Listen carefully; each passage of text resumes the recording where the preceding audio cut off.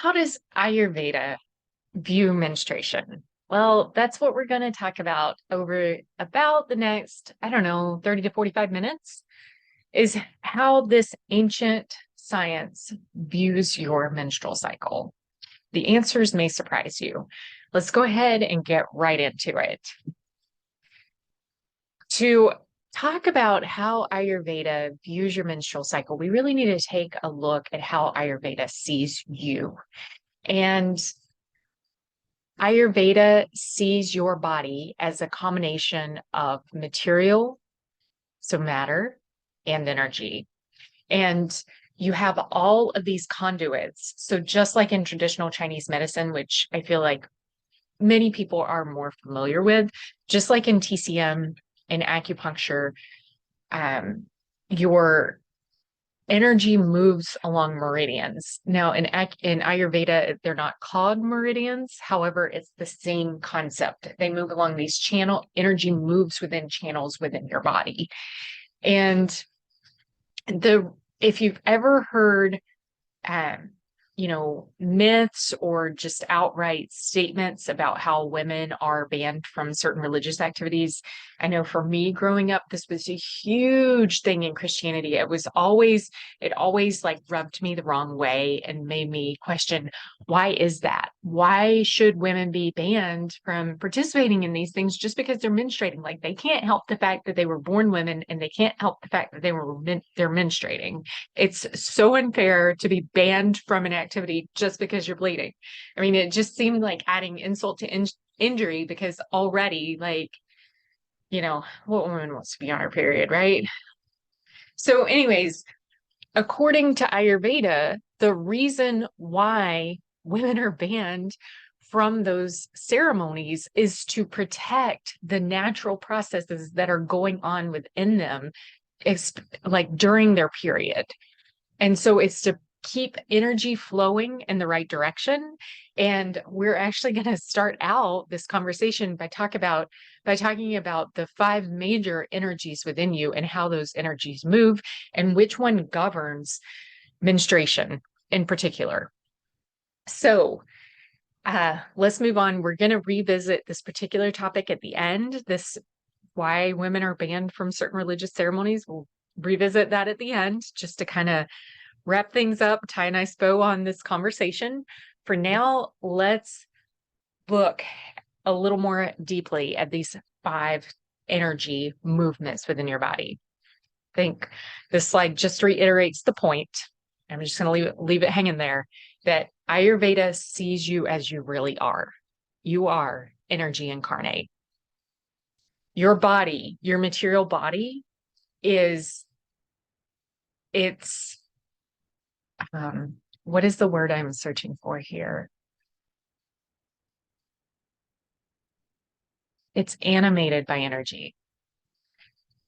The core of you, your soul, your spirit, the thing that animates your body, the thing responsible for moving your body, that part of you is energy. And it's just energy tethered to a body. So I think the sooner we can really grasp that we are energy manifest into matter, the easier it is to kind of grasp onto some of these Ayurvedic concepts. Now, moving into the five energies and the five major energy movements within your body.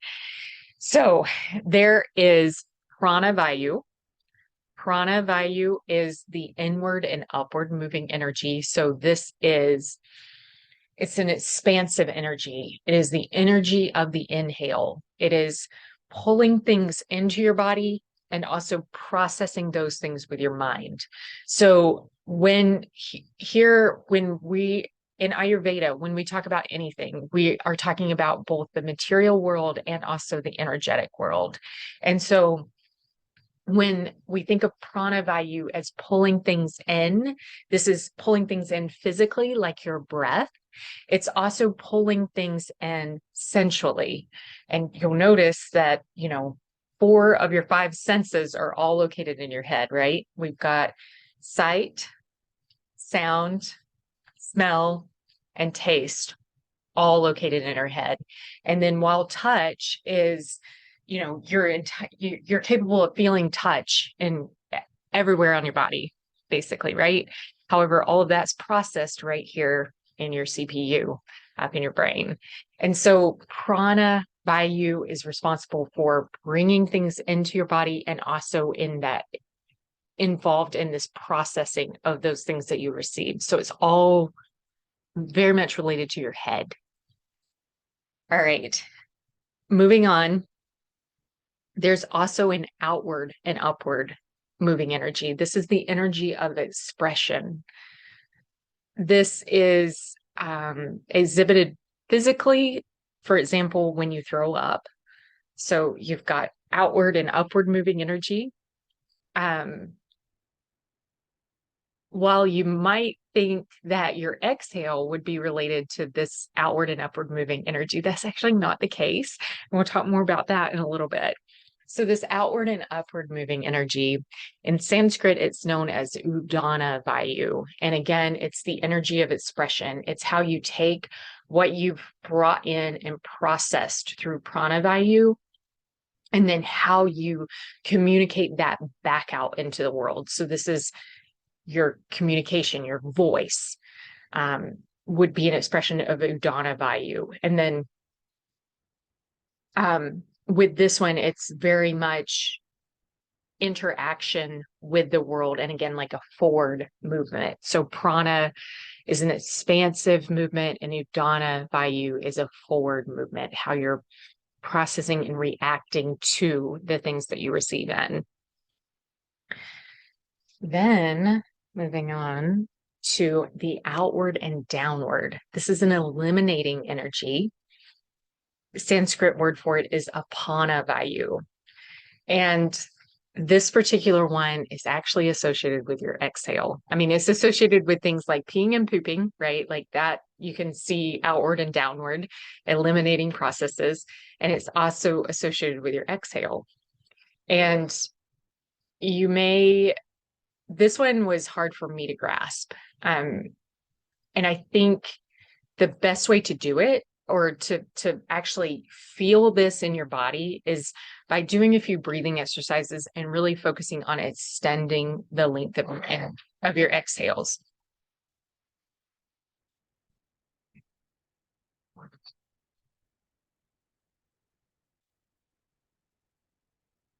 Thor!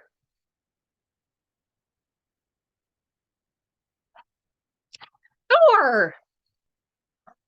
Woo! Damn it! What do you guys even see? There's nothing even out there. Moose!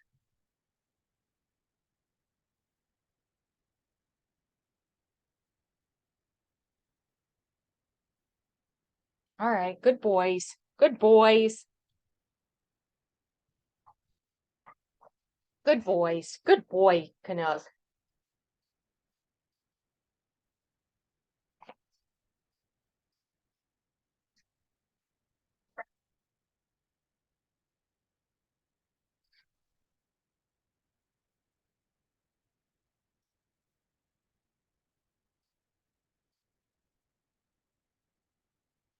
Then there's the outward and downward moving energy of apana vayu. And so this is an eliminating energy. The easiest way to think of this, of course, materially, is pee and poop, outward and downward flow, right? Outward and downward flow of energy. And of course, menstrual blood is the other one, the other physical way to see this. The one that isn't obvious is actually your exhale. Come on, connect. Come on, babe. And this one was really tough for me to see. This was the one that I struggled with most. The easiest way to get a sense for this and see how this resonates and see how this feels for you about exhaling, being an outward and downward eliminating motion, is by doing some breathing exercises and focusing on your exhale. And here, when I say breathing exercises, I just mean like take a minute. If you're able to put one hand on your heart and one hand kind of like right at or just above your belly button, and then breathe in and then really focus on extending your exhales. And do this when you're seated. And then also do this like when you're standing so that you have your feet on the ground, and just notice what is going on in your body. I think you'll get this sense that your exhale really is going kind of out the bottom of your feet and into the earth. So again, that's one that's a little like hard to grasp, and not, I would say it may be intuitive, but it doesn't feel logical. So then moving on, these three are the ones that we're going to focus on throughout the remainder of this. However, I want to round out the conversation and introduce you to the other two types of like major energy flows within your body. And the next one is the center outward movement, known as Vyana Vayu. And this essentially you can think of as your circulation. So we will, on one of the slides later in this course, we will circle back around to Vyana Vayu one more time, because there is kind of an important piece to that as it relates to your period and a healthy menstrual cycle. And here, when I say menstrual cycle, I'm really, this conversation is limited to your period, which maybe I should have said at the outset. Then the last motion is the motion of Samana Vayu. And this is a churning kind of centrifugal circular motion that is centered around your navel.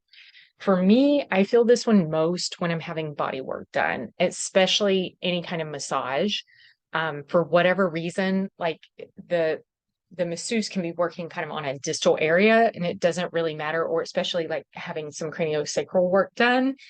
And I just feel kind of this churning motion around my navel. And then the other time that I do it is in certain yoga postures, especially bow pose. And I would say camel, but that's not true, because in camel, all I feel is it's way too open and I'm nauseated. So anyways, yeah, especially bow pose. I think that's all for that. Let's move on and talk about those first three. So prana, udana, and apana vayu in more detail. So we'll start out with prana vayu. And again, this is that inward and upward moving energy. As I mentioned before, this is an expansive energy. Just to reiterate that it's the pulling things into your body. It's the energy of inhalation and, the receipt of food, and all of your senses. Again, just to reiterate that this one is associated with receiving and processing information and interacting with the world. Modern day life demands a ton of pranavayu. Whether you're traveling often, whether you're multitasking at work, whether you just have a busy schedule, even if you're able to monotask, which I don't know anybody in today's world that can really, or has the luxury of monotasking. But anyways, let's say that's you, but you just have a really busy schedule while you're monotasking, like whatever that looks like. Pranavayu is very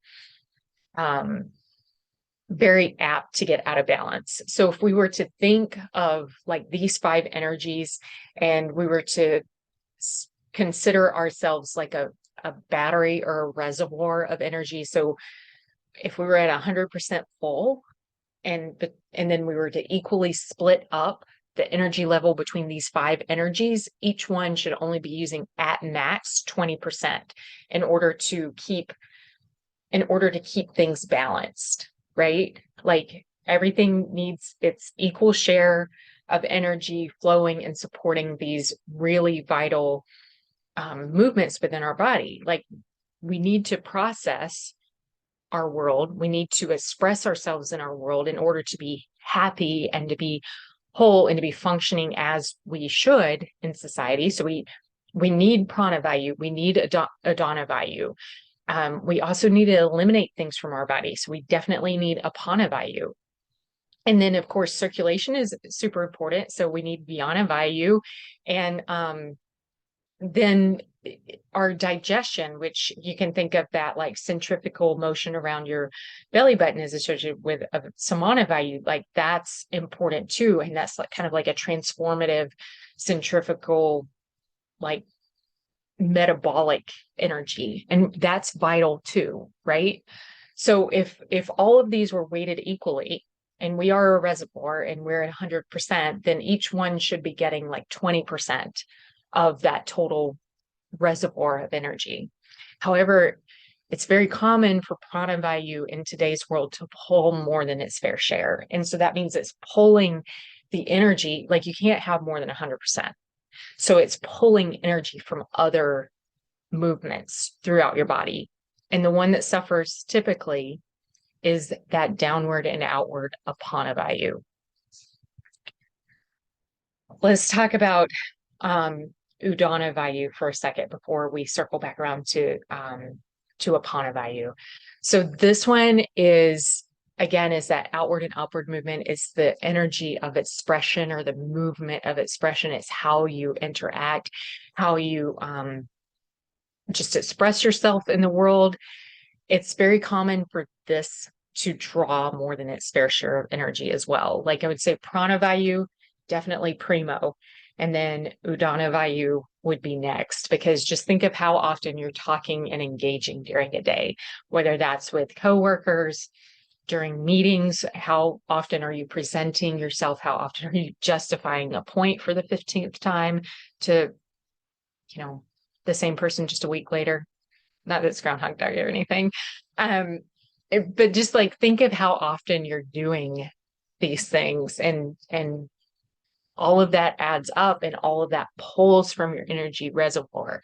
And even if you've had a day at work where you've just been communicating nonstop and trying to get your point across, and this can be, it doesn't have to be verbally. It's any form of expression. So even by email, I mean, email is very common today. So even by email, it's still that energy of expression. And if you've had a busy day at work and you have been just expressing yourself all day, and then you have a night of social events with your friends, while that may feel very different, it's still pulling from this udana vayu, from this outward and upward movement of energy. And so it's still pulling from your energy reserve or energy reservoir, and still, pulling energy from your other systems and from your other movements within your body. I think the other thing that's important to note with Udana Vayu, this is one that can get blocked and quite easily, because oftentimes we aren't able to express ourselves fully. We aren't able to say what we really think or write that email how we really want. So we're having to pull back and withhold on this one. And that can allow this particular movement to get agitated. And when it gets agitated, it's still the same way. It's kind of like it's festering, and it's kind of like it's still, even though there's a block and even though you're not able to, express yourself in the way that you want, you're still drawing energy, because you're feeding into that frustration, you're feeding into that energy blockage. And so you're still pulling from that reservoir. And I would say at that time, it can be a situation where you're even pulling more than if you're able to express yourself freely. And so I'm not saying, go ahead and write that email the way that you really want. Cause hey, like we all need our day jobs, right? What I am saying is that if you're able to find an outlet for that, and whatever that outlet looks like, that can be really helpful in helping to keep Udana Vayu balanced and helping it not draw more than its fair share of your energy reserves. Apanavayu. So this is that outward and downward movement. Again, it's the movement of elimination. It's also the movement of reproduction. And I think this is so interesting how infertility is such a big issue in today's world. And just thinking about how much the world has changed just over the 40 years that I've been here. Or I should say the 40 plus years now that I've been here, but just thinking about how much it's changed and just recognizing it was a completely different world for my mom when she was getting pregnant and having babies than it is for the women of today who are, struggling to get pregnant and have babies. Like they're just, the demands look so much different. And we really have to find a way to support this outward and downward moving energy. And one of the best ways to do that is actually through breath work. I mean, it's one of the things that we'll talk about here when we talk about supporting your period and supporting your menstrual flow. So, problems with Apanavayu, like Apanavayu is one of those that gets, I would say it's probably one of the easiest to pull from to supply Udana and Pranavayu. And the reason for this is because of how the energy is moving. So both Pranavayu and Udanavayu have an upward movement, right? Like one is upward and outward of Udanavayu, one is inward and upward of Pranavayu. And that upward movement directly opposes the movement of Apanavayu, which is downward. And Pranavayu further with its inward pull opposes Apanavayu, because Apanavayu, it has an outward and downward. So it's in direct contrast to Pranavayu, which is inward and upward. And so depletion of Apanavayu and favoring Udana and Pranavayu is like the easiest one to pull from. That's not to say that your circulation, that's not to say that, that centrifugal motion around your belly button of Samanavayu, that's not to say that either of those aren't impacted as well. It's just to say that this is the easiest one to go out of balance because of the difference in the direction of the movement. So let's see, there was something else I think there was something else I wanted to say about this. I don't remember. I don't remember what it was, but anyways, okay, so we'll move on. So how do you restore balance between all of these energies that are moving? And here, I mean, you can just read what's on the slide about challenging yourself to see if you're really as busy as you think you are, or if there's any room in your schedule that you can cut something. And I've been on both sides of this where there's nothing I can do, like it is what it is, and I've just got to get through it. And then I've been on the other side where, I've been able to take a step back and go, yeah, I don't really need to do this. So there's always this element of honesty, and there's always this element of self evaluation. And here, I don't mean self-judgment. I mean self-evaluation. I mean, taking a step back, being an objective observer of your schedule and going, yeah, I'd really like to do this, but I also know my period's going to start in a few days. And the kindest thing I can do for my body right now is to support that and cut this out of my schedule. So that's kind of what it looks like. It's kind of this, it's kind of this push and pull between what your mind, what your ego wants to do, and then what's best for your body. Yeah, and it's not always to say like cut the girls' night out. That's not what I'm talking about. I'm talking about like, can you push that deadline at work? Or are you really needed in that meeting, or can somebody else handle it? Like, it's the delegation. Like, there's other ways the ego presents other than just like in the fun stuff. It's oftentimes work related. So anyways, and enough about that. We'll move on. So Ayurveda's recommendations for supporting your body during your period. Well, we're going to go through all 10 of these. And this particular slide is downloadable just for you for a quick reference. Let's go ahead. Now, some of these, like the first 5 of these, you're going to be like, yeah, I know that already. We're going to move through them anyway. We'll probably move through some of these a little more quickly just because they're pretty obvious and you've probably heard them before. We're going to spend some more time on some of the ones that are less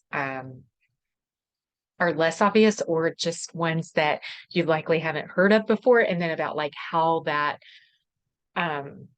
ties into supporting that downward and outward moving energy. Which reminds me, the thing that I wanted to mention on that Apanavayu slide is, if you've ever noticed that traveling makes you constipated, or when you're really, really busy, you get constipated, this is why, because it's pulling, because then Pranavayu and Udanavayu are pulling more from that downward and outward moving energy.